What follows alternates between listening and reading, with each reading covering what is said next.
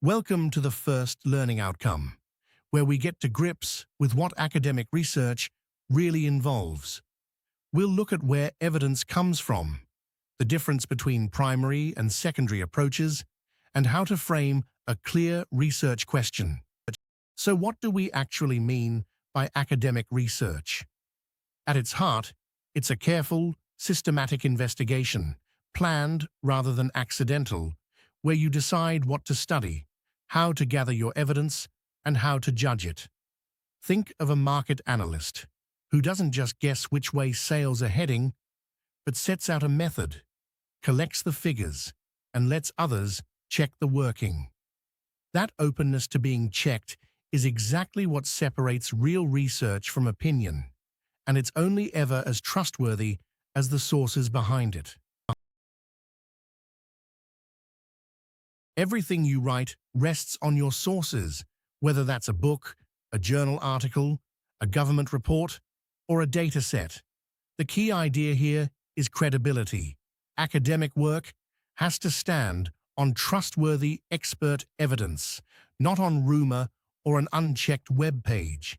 Imagine building an argument about inflation on a random forum post. One weak source can undermine an otherwise strong essay.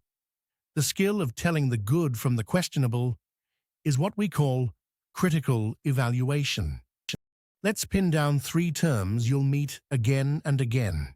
A credible source comes from a trustworthy, accountable origin, usually reviewed or edited before it's published. Peer review is that checking process where subject experts examine an article before a journal will print it. An unreliable source, by contrast, is biased, out of date, or written by someone whose expertise you simply can't verify. Here's a handy checklist for sizing up any source, and it goes by the memorable name of the CRAAP test. You ask 5 quick questions. Is it current enough for your topic? Is it relevant to your actual question? Who's the author and are they qualified? Is it accurate and backed by evidence? And what's its purpose? To inform or to sell you something? Run a glossy company press release through those 5, and its persuasive purpose quickly shows. 5 short questions, and you've got a real feel for whether a source earns its place. It helps to see the two side by side. A credible source has a named expert behind it. It's been peer-reviewed or edited. It cites its data, and it comes from somewhere like a university, a journal, or the Office for National Statistics. An unreliable one tends to be anonymous, unchecked, heavy on opinion, and light on references, and often published to sell or provoke. So a report on gov.uk carries a very different weight from an advert dressed up as advice. Let's make this concrete. Say you need UK unemployment figures, and you find 2 options. The Office for National Statistics Labour Market Bulletin, dated, referenced, and updated monthly, or an anonymous blog post with no date, no author, and no figures cited. Run both through the CRAAP test, and Source A passes on authority, accuracy, and currency, while the blog fails on all 3. The lesson is simple. A confident tone is not the same as credibility, so cite the ONS. Now to the 2 broad ways of gathering data. Primary research means collecting fresh evidence firsthand for your specific question through interviews, surveys, experiments, or your own observations. Secondary research means drawing on data that already exists, gathered by other people in books, journals, official statistics, and reports. A student surveying their own classmates is doing primary work. Reading a published study about students is secondary. Put simply, primary data is new and collected by you for your exact purpose, while secondary data already exists and was usually gathered by someone else for another reason. Most real projects lean on both. Secondary reading to build the background, primary work to add something genuinely new. And neither is automatically better, because the right choice really depends on your question, your time, and your resources. What counts as primary data actually shifts depending on your field. In the sciences, it's your own experiments and measurements. In the humanities, it might be an original text, a historical letter, or a painting. In business and social science, it's your own surveys, interviews, and field observations. Secondary sources, meanwhile, are the textbooks, review articles, and published findings that summarize what's already known. So a historian's primary source and a chemist's primary source look nothing alike, yet the principle is the same. Picture a student researching why shoppers switch supermarket loyalty.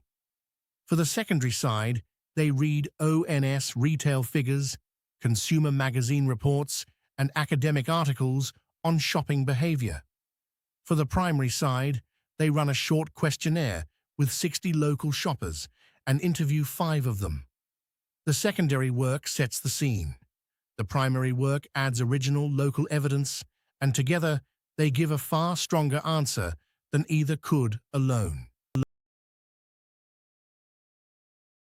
Primary research has real strengths.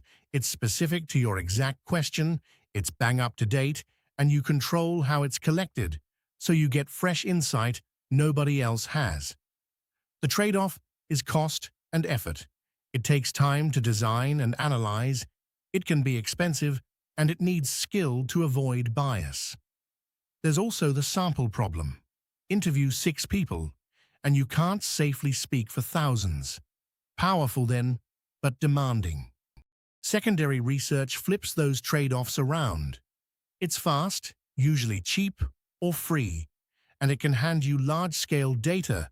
Think of the reach of an ONS survey that would be impossible to gather yourself. The downside is that someone else collected it for their own purpose, so it may be dated or not quite fit your question, and you can't vouch for how it was done. It's the ideal starting point, but rarely the whole story. Laying the two out against each other sharpens the picture. Primary tends to cost more and take longer, but gives you high control, current data, and genuine originality, usually on a small scale. Secondary is cheaper and quicker, drawing on existing data that can be enormous in scale, but you sacrifice control and currency. Weighing those columns is exactly how you decide where to put your limited effort. So, how do you choose? A sensible rule is to start with secondary research, to learn what's already known and avoid reinventing the wheel. Then turn to primary research when no existing data answers your specific question or you need current, local detail. For a student project, time, budget, and skill usually settle the balance. And remember, the strongest work often combines the two: secondary for background, primary for your original contribution. 3 more terms will steer your planning. Your aim is the overall purpose of the study, what you want to find out, ideally captured in a single sentence. Your research question is the specific question you set out to answer, and it shapes everything that follows. And a hypothesis is a clear, testable statement predicting a relationship, which your research then tries to support or reject. Research works by narrowing down, moving from a broad topic to a focused, testable question. Wide reading is what helps you shrink a huge subject into something you can actually manage, with your aim and research question sitting right at the center. Get the question right, and it leads you naturally to a hypothesis you can test with data. It's a bit like adjusting a lens. You start blurry and wide, then sharpen to a single clear point. Why bother nailing down a question and aim so carefully? because they define the scope, telling you what to include and what to leave out, and they turn a sprawling subject into a study you can realistically finish. They also let you frame a clear, testable hypothesis and keep the whole project on track. Without that focus, research drifts, and you end up collecting piles of data you never actually use. A good research question ticks 4 boxes. It's focused enough to answer in the time you have, clear enough that a reader instantly grasps what you're asking, researchable with data you can realistically collect, and relevant, so it adds something worth knowing. Compare why do businesses fail, which is hopelessly broad, with what are the main reasons small cafes in Leeds close within 2 years. That second version is something you could genuinely investigate. Let's watch a vague idea become a proper question. A learner starts with social media and shopping, which is far too broad to study. They narrow the aim to how Instagram influences clothing purchases among 18 to 25-year-olds, then sharpen it into a question. Does following fashion influencers increase impulse clothing purchases in that age group? From there, the hypothesis almost writes itself, and it's now focused, researchable, and testable with a simple survey. So let's draw the outcome together. Academic research is systematic inquiry built on credible, carefully evaluated sources, and tools like the CRAAP test help you separate the trustworthy from the dubious.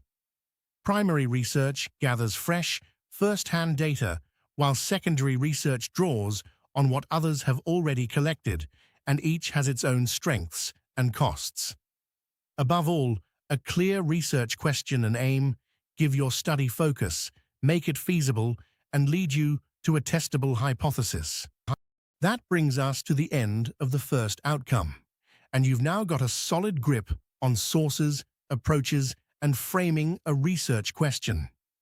If you'd like to go further, the reading list points you to trusted guides like Saunders and Denscombe on research methods, journals such as Qualitative Research, and the Office for National Statistics website for real UK data and methodology. There are case studies too, including the 2021 census, and everything you need sits on the unit's Moodle page. Do take a look before you tackle the assignment, and good luck with it.